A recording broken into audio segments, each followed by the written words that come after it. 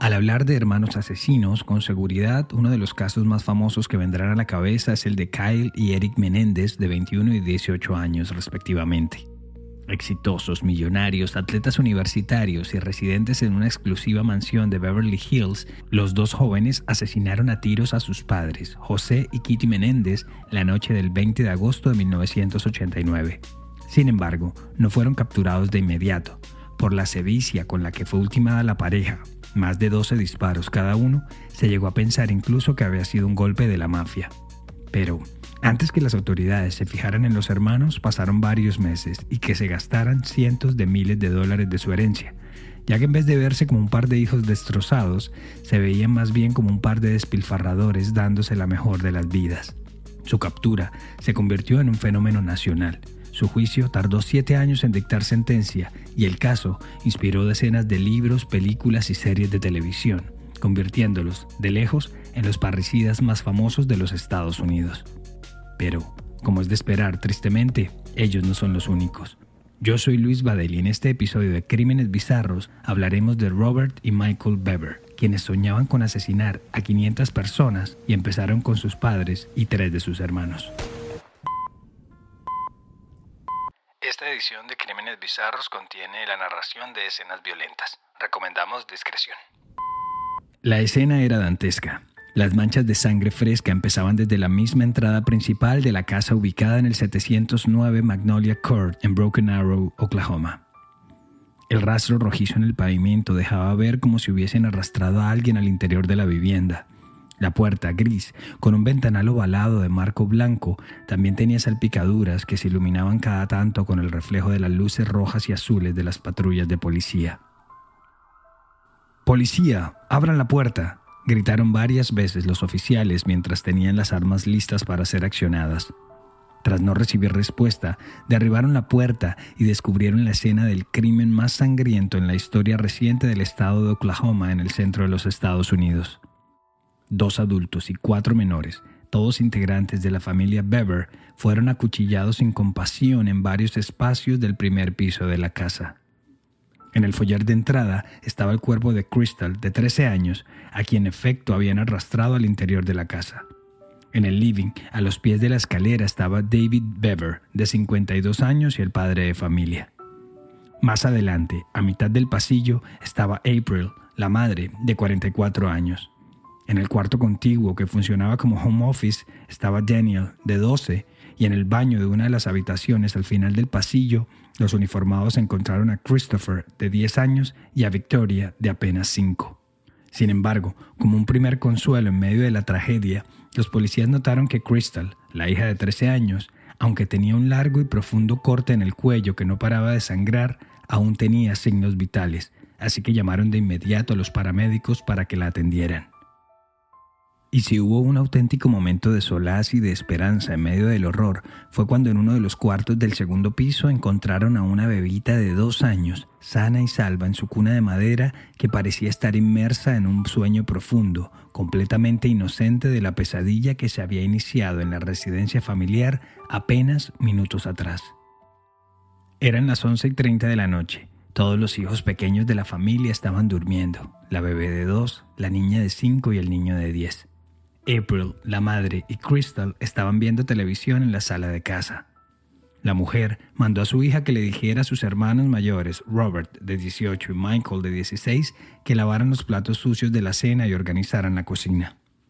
La joven se dirigió al cuarto de los adolescentes para darles el recado y tan pronto llegó a la puerta, vio que sus hermanos se estaban vistiendo con chalecos de combate y pecheras de Kevlar y que tenían alineados sobre una de las camas una colección de cuchillos, hachuelas y machetes. Según el testimonio oficial en ese instante, Michael le preguntó a Robert si había llegado el momento, y este le respondió que sí, la masacre estaba a punto de comenzar. Fue entonces cuando Michael le dijo a su hermana que se acercara y mirara una cosa que tenía en su computador. La joven entró al cuarto y así lo hizo, y como le estaba dando la espalda a la puerta, no vio cuando Robert la agarró por detrás y le hizo un rápido corte en la garganta. Tal vez por su cabeza pasó que una cortada rápida en el cuello sería suficiente para que la joven muriera, pero no contaba con que su hermana empezaría a forcejear y a defenderse con todas sus fuerzas, y ni qué decir de los gritos que de a poco empezaron a alertar a todos en la casa. Al oír los alaridos de su hija, su madre se paró a toda velocidad del sofá y se dirigió al cuarto de los chicos a ver qué estaba pasando. A duras penas alcanzó a gritar: «¡Llamen a la policía! Robert, ¿qué estás haciendo?», cuando justamente Robert se la abalanzó y la empezó a acuchillar implacablemente. Según la autopsia, la mujer recibió 48 cuchilladas en sus brazos, rostros, pecho y abdomen, y por supuesto en su cuello. Acá hay que aclarar algo, y es que Robert, el hermano mayor, se ha atribuido la autoría de todos los asesinatos y ha dicho varias veces que su hermano Michael solo fue un facilitador de los hechos. Sin embargo, el testimonio de Michael ha ido cambiando varias veces sobre lo que realmente hizo y lo que no esa fatídica noche.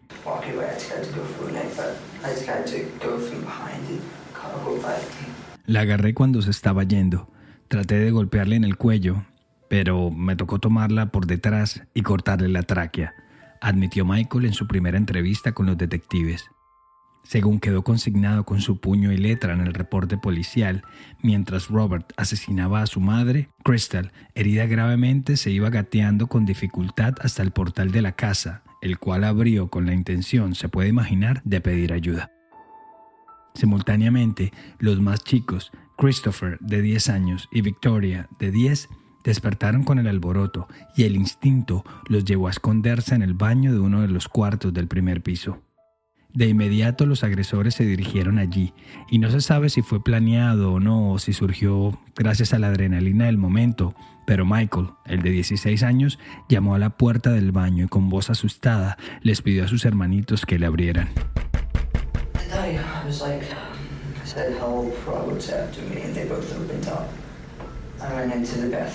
Les dije: «Hey, Robert me está buscando y me quiere matar», y me metí al baño. Y fue entonces cuando los pequeños, confiando en su hermano mayor, necesitados urgentemente de una figura protectora, le abrieron la puerta. Pero todo había sido una trampa. Quien entró fue Robert, y enceguecido por quién sabe qué, les propinó 21 heridas al niño y 23 más a la niña en diferentes partes del cuerpo.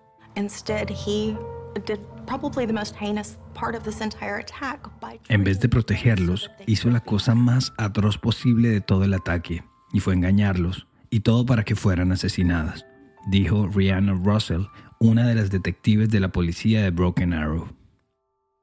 Pero la carnicería estaba lejos de concluir.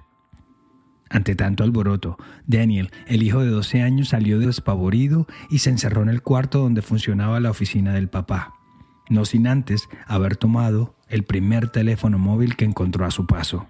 Broken Arrow 911. Hello? Hello. Hi, where are you at? Broken Arrow, Oklahoma 7411. What address? 709 Magnolia Court. Okay. Are you the only one there? No, my brother's attacking my family. Your dad is attacking your family? No, my brother. 911 Broken Arrow. Ayuda. Hola, ¿dónde estás? 709 Magnolia Court. ¿Eres el único en la casa? No. Mi hermano está atacando a mi familia. ¿Tu papá? No. Mi hermano. Ayuda. Los segundos parecían pasar lentos. Daniel no respondía a las preguntas que le hacía la operadora del 911, pero al fondo se podían escuchar gritos y ruegos.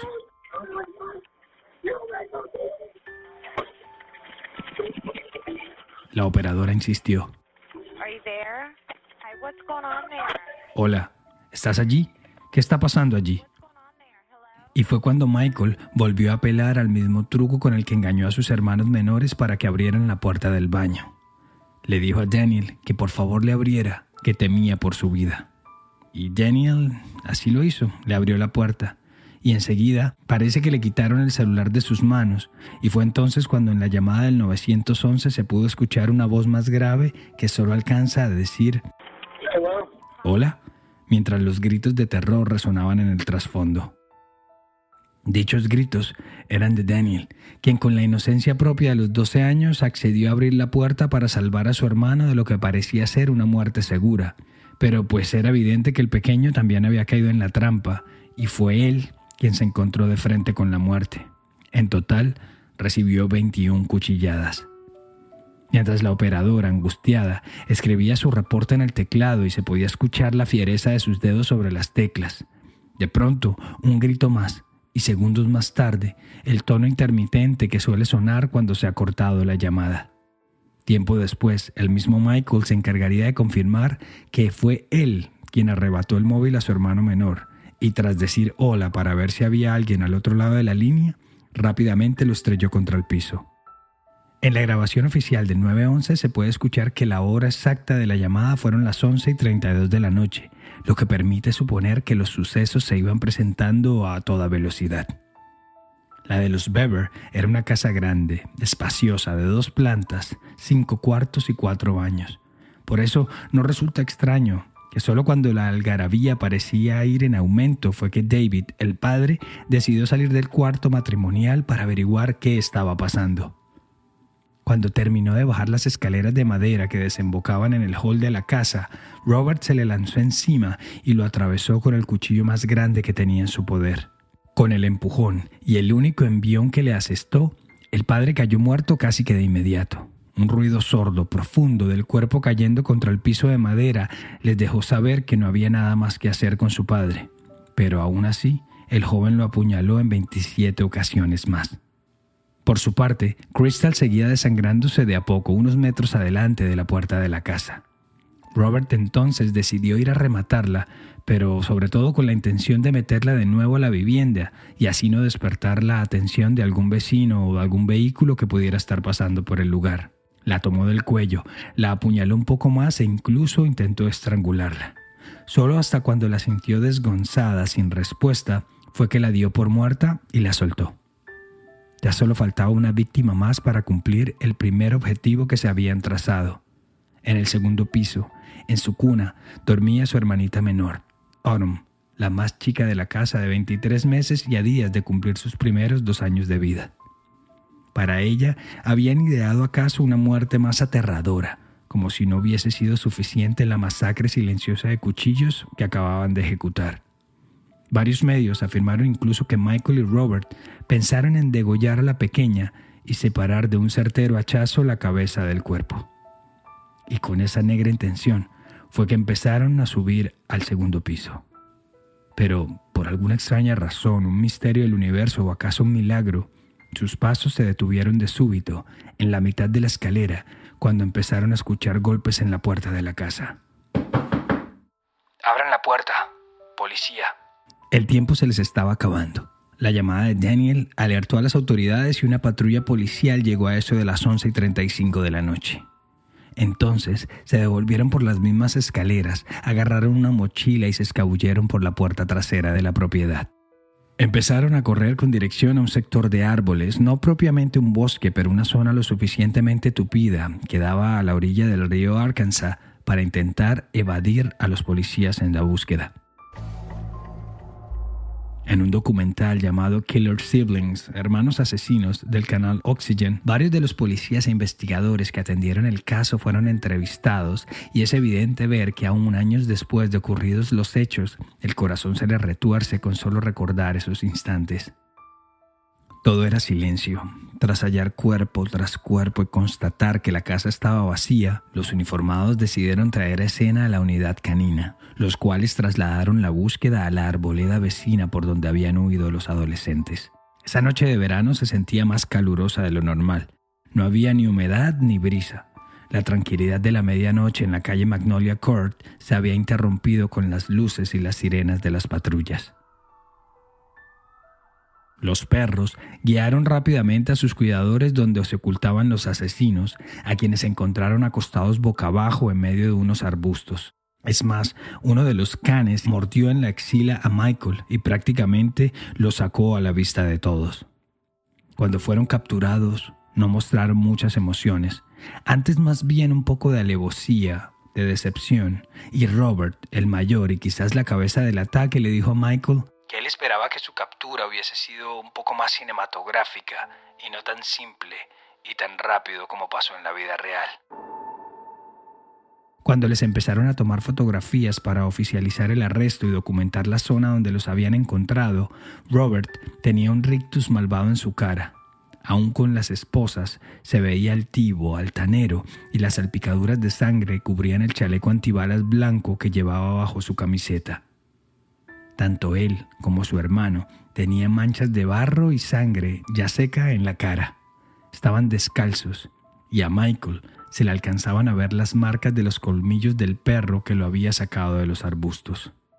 As we are walking to take the two brothers to the separate patrol cars, I have Robert, and he looks over at his brother and says, "It's been a pleasure. I'm proud of what I've done." Según relató el capitán Stephen Garrett de la policía de Broken Arrow, justo antes de que los metieran en las patrullas, Robert le dijo a su hermano menor y cómplice: Ha sido un placer. Me siento orgulloso de lo que he hecho. And I think at that time, this guy is pure evil. Ahí recuerdo que pensé, este tipo es pura maldad. La primera pregunta casi que obligada que surgió ante este caso era saber qué le pasó a estos dos chicos para que decidieran asesinar a toda su familia y planear de un día para otro una masacre. Y pues obviamente había que empezar por casa. Lo único malo es que no hay mucha información al respecto. Es decir, se sabe que el padre, David, se desempeñaba como consultor en el sector de la tecnología en una empresa llamada HP Enterprise Services, mientras que April era ama de casa, y no solo eso, sino que era la encargada de impartir la educación a sus hijos. La madre también posteaba contenido relacionado con el proceso de escolarizar a sus hijos en casa a través de la página Reddit o de su perfil de Facebook. Los hijos entonces no iban a la escuela. La familia en sí era bastante solitaria y poco salían de la casa, poco interactuaban con sus vecinos y solo se les veía cada tanto en la iglesia bautista de Indian Springs a 1 milla de distancia. Los padres también, se supo, eran muy conservadores y querían proteger a toda costa a sus hijos de factores externos. Era como si vivieran en una burbuja o en una prisión, con la salvedad, eso sí, de tener acceso a internet, a televisión, a computadores y redes sociales. Es más, Robert Bever abrió un canal de YouTube bajo el seudónimo Cold Empire y llegó a publicar varios videos en esa plataforma hablando de videojuegos, de Minecraft, de música, etc. Y en uno de ellos incluso se puede ver a su hermano menor, Michael. Tal vez por ser los dos hijos mayores del matrimonio, Michael y Robert eran muy unidos, se la pasaban juntos. Como no les dejaban tener amigos externos, pues solo se tenían el uno al otro. A lo largo de la investigación, se supo que los jóvenes empezaron a ver videos violentos en las redes sociales y Robert, el mayor, empezó a interesarse, a obsesionarse más bien, con sucesos como la masacre de la escuela secundaria de Columbine, ocurrida en abril de 1999, o la del teatro en Aurora, Colorado, en 2012. Según la detective Russell de la policía Broken Arrow, Robert soñaba con tener su propia página de Wikipedia, tal y como la tenían esos asesinos a los que tanto admiraba. Pero si hubo un momento bisagra, fue cuando vieron la película Rampage del 2009 y dirigida por el polémico cineasta alemán Uwe Boll, en la que un joven desequilibrado que odia el consumismo y la superpoblación mundial diseña un plan de lo que sería la masacre perfecta. Así que cualquier parecido con la realidad. Así pues, fue Robert quien empezó a planear su propia masacre. Pero en algún momento hubo señales de que algo estaba mal, de que algo estaba pasando por su cabeza. Después se sabría que Crystal, su hermana, la sobreviviente de 13 años, les dijo a sus padres en varias oportunidades sobre la compra de los cuchillos y los videos que sus hermanos mayores estaban viendo con frecuencia. Pero al parecer los padres no le concedieron demasiada importancia. Así lo dijo el mismo Robert en una entrevista que dio desde prisión.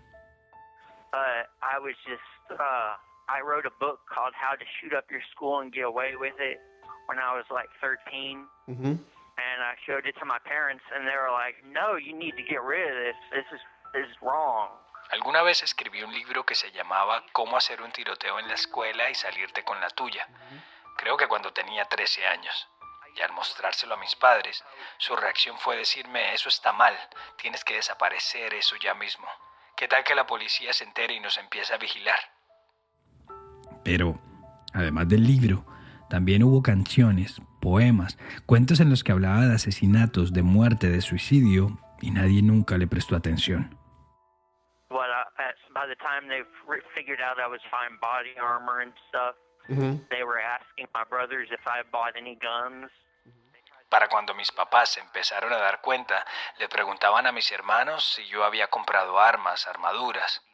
En un momento trataron de hablarme, pero yo fui muy hostil hacia ellos. Yo creo que ahí se dieron cuenta que algo iba a pasar, pero creo que nunca pensaron que las primeras víctimas serían ellos.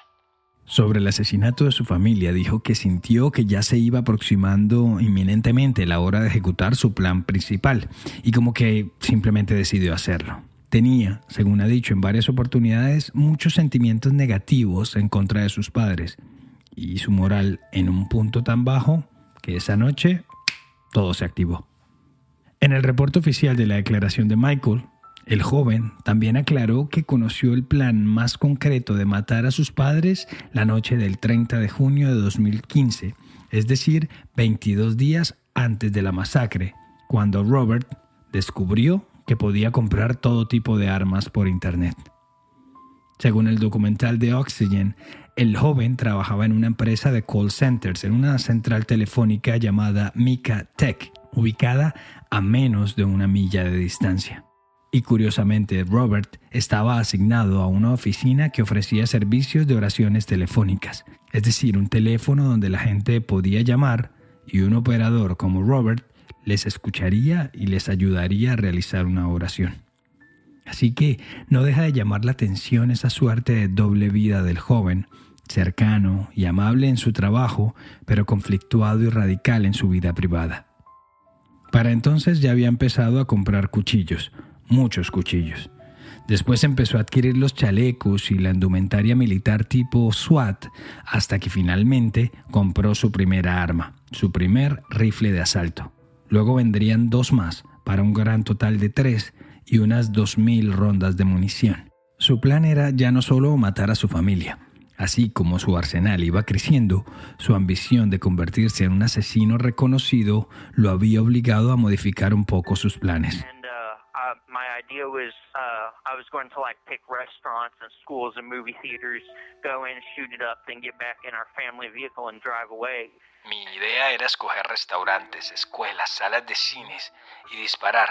Luego volver al vehículo familiar y manejar hacia el otro destino y convertirnos en asesinos masivos seriales, que era algo que nunca había escuchado.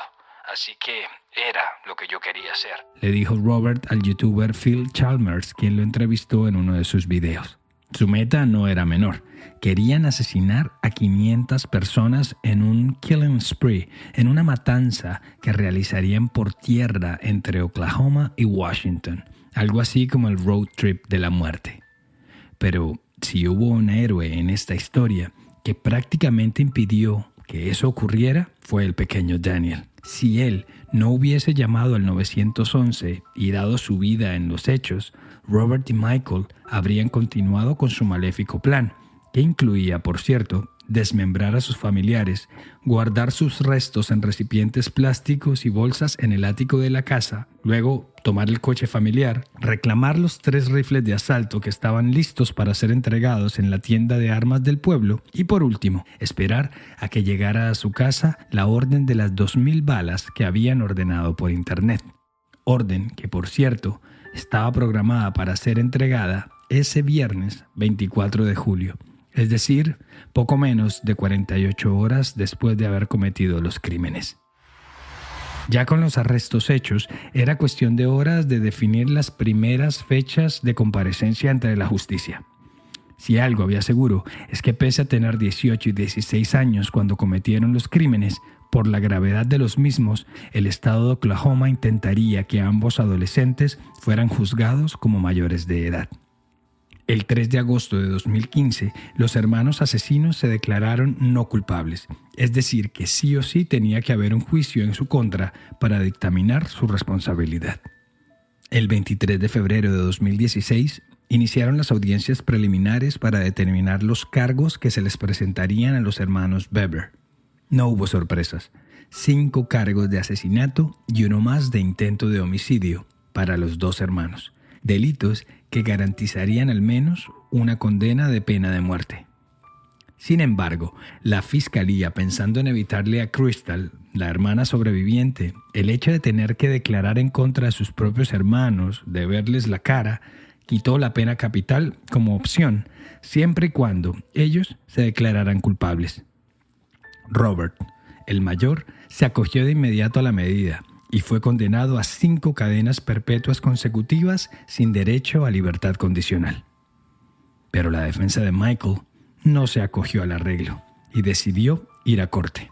Aunque no había que ser un doctor en leyes para darse cuenta que las pruebas en su contra eran más que definitivas. Obviamente, el testimonio estrella del juicio fue el de Crystal. Por más que sus abogados apelaron razones como salud mental, coerción de parte de su hermano mayor o a decir que solo había sido un cómplice, el jurado rápidamente lo halló culpable y lo condenó también a 5 cadenas perpetuas consecutivas. Pero a diferencia de su hermano, este sí tendría derecho a libertad condicional. ¿Cuándo? Cuando cumpla la primera cadena perpetua. Es decir, que palabras más, palabras menos, muy seguramente los 2 morirán en prisión. Prisión que, por cierto, no comparten, ya que cometieron sus crímenes juntos, así que cada uno de ellos está en una cárcel diferente del estado de Oklahoma. Se presume, eso sí, que hay cierta correspondencia entre ellos.